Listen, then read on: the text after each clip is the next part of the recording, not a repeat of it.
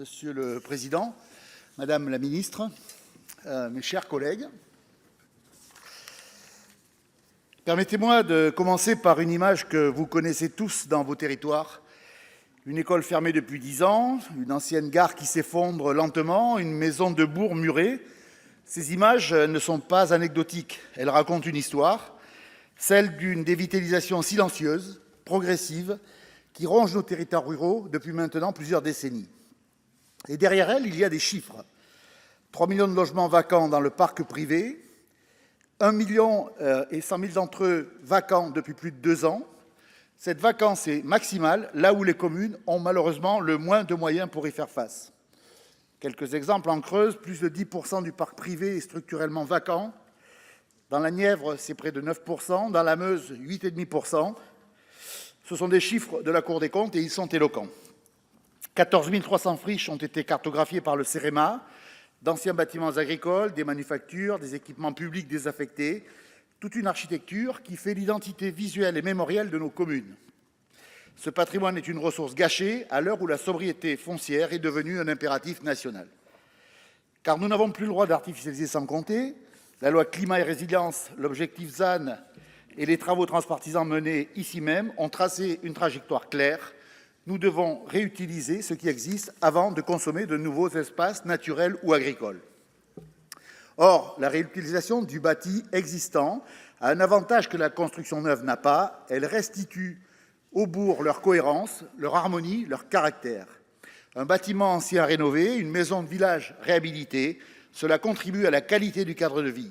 Et le cadre de vie, on le sait tous, c'est un facteur d'attractivité essentiel pour les familles qui choisissent de s'installer, pour les jeunes actifs que nous voulons garder ou ramener dans les territoires ruraux et qui seront demain les acteurs de leur revitalisation. Alors pourquoi cette proposition de loi quand il existe déjà des programmes d'État? Parce que les dispositifs existants, Villages d'avenir, Petites villes de demain, Action cœur de ville, n'atteignent pas les communes les plus rurales qui sont les moins outillées administrativement. Beaucoup d'entre elles restent exclues de ces appels à projets qui profitent aux collectivités disposant déjà d'une ingénierie suffisante pour y répondre. De plus, la pérennité de ces programmes n'est pas garantie au-delà de 2027. Le plan France Ruralité 2025 affiche pourtant bien un axe prioritaire de réhabilitation de l'habitat en milieu rural. Mais sans dispositif d'accompagnement réellement dédié, cet axe reste lettre morte. C'est précisément le vide que cette proposition de loi entend combler. C'est une question d'équité territoriale.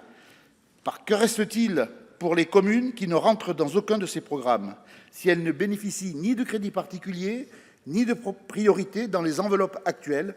Elles sont de fait reléguées, renforçant ce sentiment d'abandon que nous entendons. Dans le cadre de groupes de travail transpartisans sur le ZAN mené au Sénat, la reconquête du bâti rural a souvent été affichée comme une priorité sans qu'aucune solution réellement efficace ne soit apportée.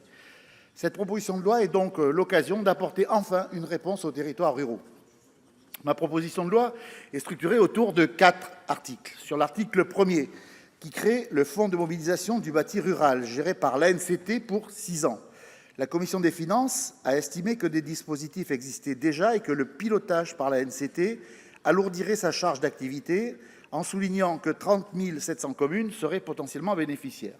Permettez-moi de répondre, car en dehors des programmes type Petites villes de demain ou Villages d'avenir, il n'existe pas d'accompagnement financier dédié et spécifique pour les communes rurales pour la rénovation et la restructuration de leurs bâtis. C'était pourtant un axe prioritaire du plan France Ruralité. Un fléchage du fonds Friches avait été annoncé, mais aucune commune rurale n'a obtenu de financement à ce titre. La prime de sortie de la vacance gérée par l'ANA concerne les ménages, pas les communes. Le président de l'ANCT a confirmé d'ailleurs que les enveloppes n'ont pas été consommées et que l'appui aux communes rurales hors programme spécifique reste très limité.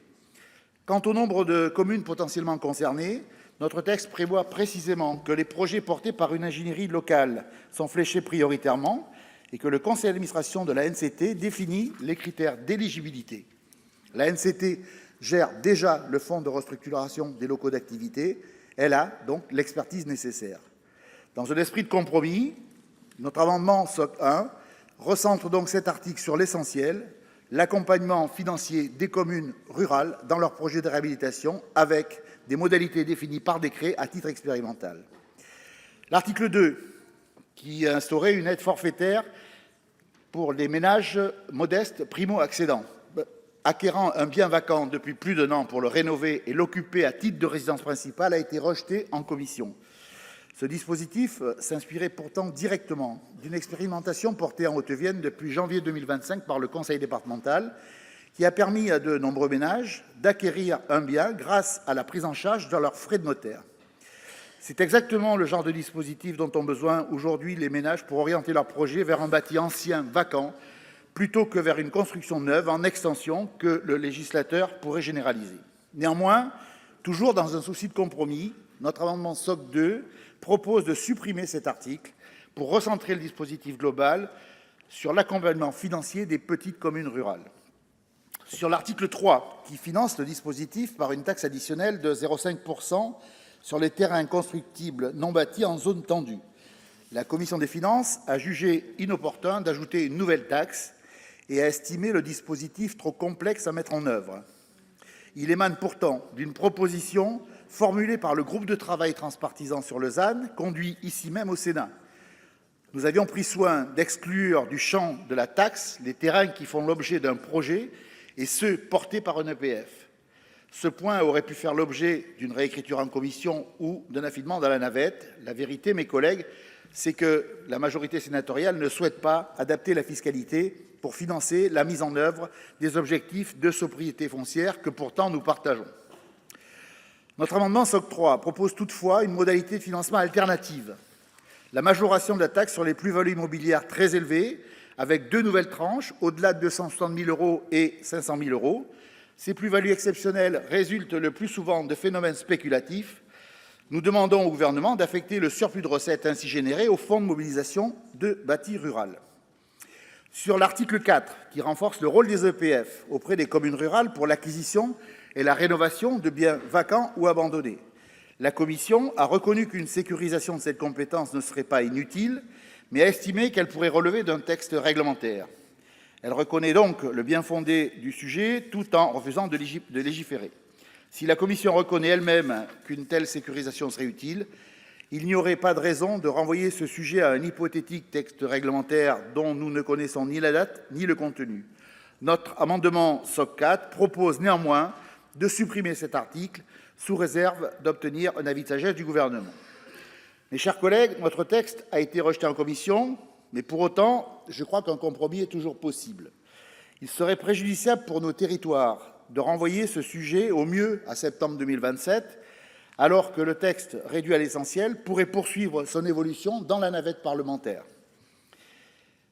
Nous faisons donc une proposition en séance recentrée sur le strict minimum.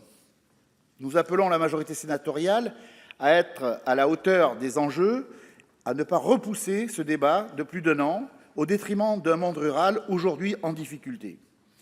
Mes chers collègues, cette proposition de loi est très attendue. En Haute-Vienne, lors de mes visites dans les communes ces derniers mois, j'ai entendu le même discours d'une large majorité d'entre elles.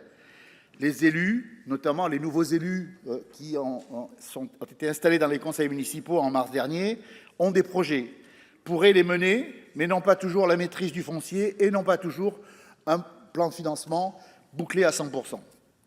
Précisément, cette proposition de loi leur donne les outils pour passer du projet à l'acte. Dans cet hémicycle, quel que soit notre bord politique, nous sommes tous préoccupés par cette problématique. Réhabiliter le bâti rural, c'est ramener des habitants dans les centres-bourgs, c'est relancer le commerce de proximité, c'est préserver un patrimoine qui fait l'identité de la France rurale, c'est éviter d'artificialiser de nouveaux sols et mobiliser des artisans et des TPE locales dont les savoir-faire sont irremplaçables pour travailler le bâti ancien. Nous sommes tous concernés. Ce texte n'est pas proposé dans une logique partisane, mais pour soutenir nos élus et revitaliser nos territoires. Ceux-ci comprendraient donc très mal que nous ne parvenions pas à nous entendre. Madame la ministre, madame la rapporteure, mes chers collègues.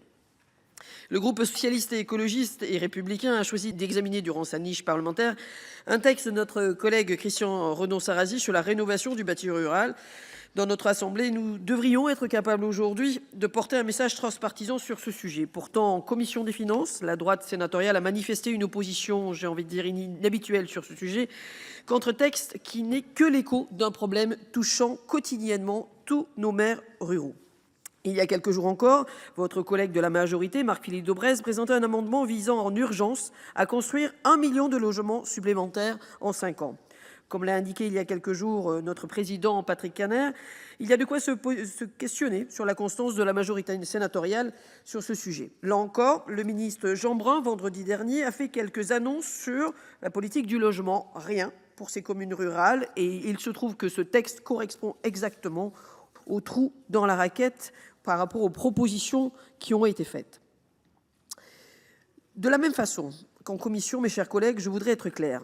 En l'absence d'adoption de ce texte, même dans une version amoindrie, et nous y sommes prêts, s'il le faut, nous l'avons dit et je le redis ici, ce sont potentiellement 18 mois d'inaction sur le sujet qui attendront notre territoire. Je le répète, 18 mois pendant lesquels les maires continueront d'être seuls face à la dégradation du bâti rural, à la dévitalisation des centres-bourgs, à l'impossibilité de financer les opérations de rénovation pourtant indispensables.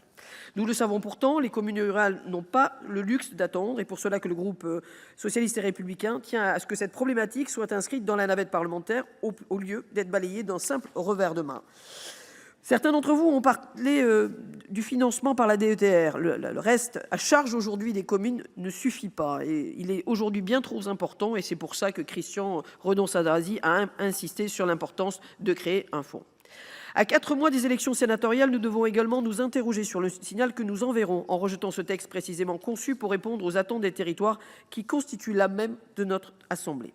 À 10 mois de l'élection présidentielle, dans ce texte, nous le savons, il n'est pas seulement question du bâti, ou de bâtiment, ou de financement. Il s'agit de l'identité profonde de notre France. Il s'agit de ces villages, de ces bourgs, de ces patrimoines bâtis qui structurent nos paysages, notre histoire, notre cohésion territoriale. La question du logement est au cœur de l'aménagement du territoire. Lorsqu'un maire réussit à attirer un nouveau commerce, une nouvelle activité dans son bourg, il n'accueille pas seulement une entreprise, il accueille une famille, des enfants dans son école, des clients pour ses commerces, des usagers pour ses services publics.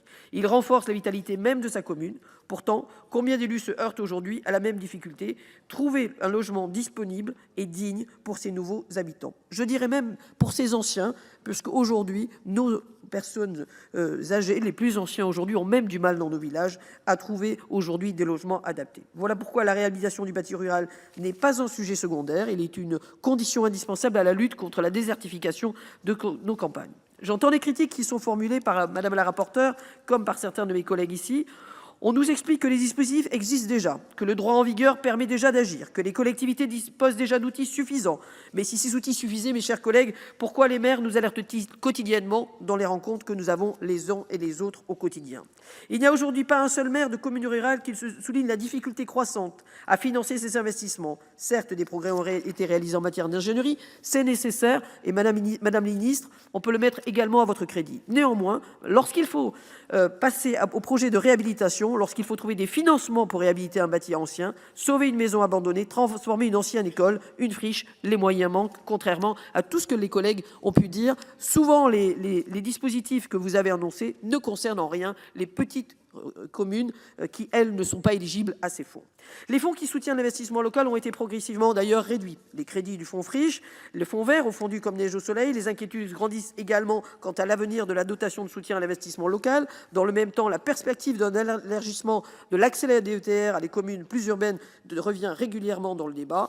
Je ne parle pas de la DSIL, qu'il serait potentiellement complètement supprimée. Dans ces conditions, comment la ruralité pourra-t-elle continuer à investir et à attirer ? On nous répond également que les programmes existent. Je viens de vous le dire, Village d'avenir, Petite Ville de demain, Action Cœur de Ville. Mais chacun connaît aussi les limites. Ces dispositifs reposent largement sur les appels à projets. Cela a été dit par certains de mes collègues. Les petites communes, celles qui ont le moins d'ingénierie et le moins de moyens humains, sont souvent les premières à en être exclues. Une véritable question d'équité territoriale se pose alors. Prétendre qu'il suffirait de simplifier les dispositifs existants, comme vous l'avez dit, pour résoudre le problème, revient à méconnaître la réalité du terrain. C'est même exactement l'inverse. Nous ne corrigeons pas les déséquilibre entre espaces urbains et ruraux qu'en remettant des moyens financiers là où ils font aujourd'hui le plus défaut. Sans cela, nous continuerons à subir la désertification rurale.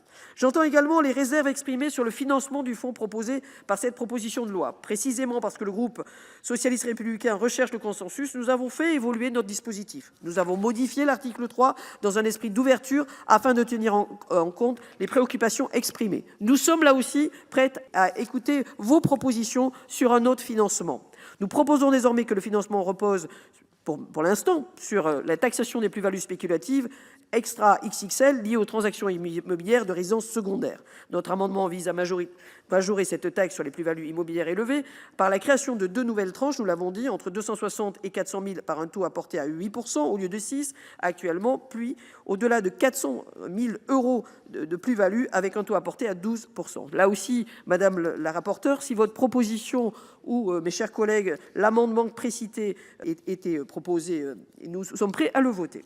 Nous avons aussi déposé un amendement pour recentrer le financement à l'investissement par les communes de moins de 1000 habitants en retirant le dispositif sur le financement de l'ingénierie. S'agissant de la NCT, je ne partage pas du tout en tout cas les inquiétudes exprimées. Le président de la NCT lui-même nous a dit que l'agence était tout à fait capable de porter ce dispositif et de la même façon qu'elle le fait déjà sur le FRLA.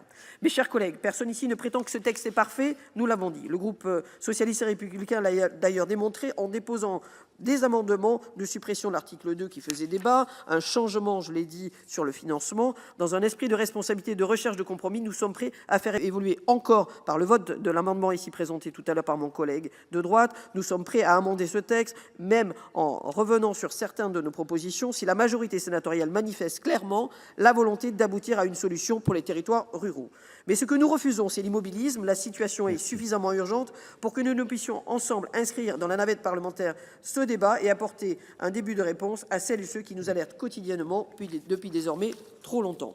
Ce que nous refusons, c'est que l'existence de perfections législatives serve de prétexte au statu quo politique. Ce que nous refusons, c'est que les maires ruraux repartent une fois encore avec des promesses de simplification alors qu'ils demandent avant tout des capacités d'investissement. Le coût de la réhabilitation du bâti, Monsieur le Président, ancien est élevé. Nous devons donc leur apporter des solutions.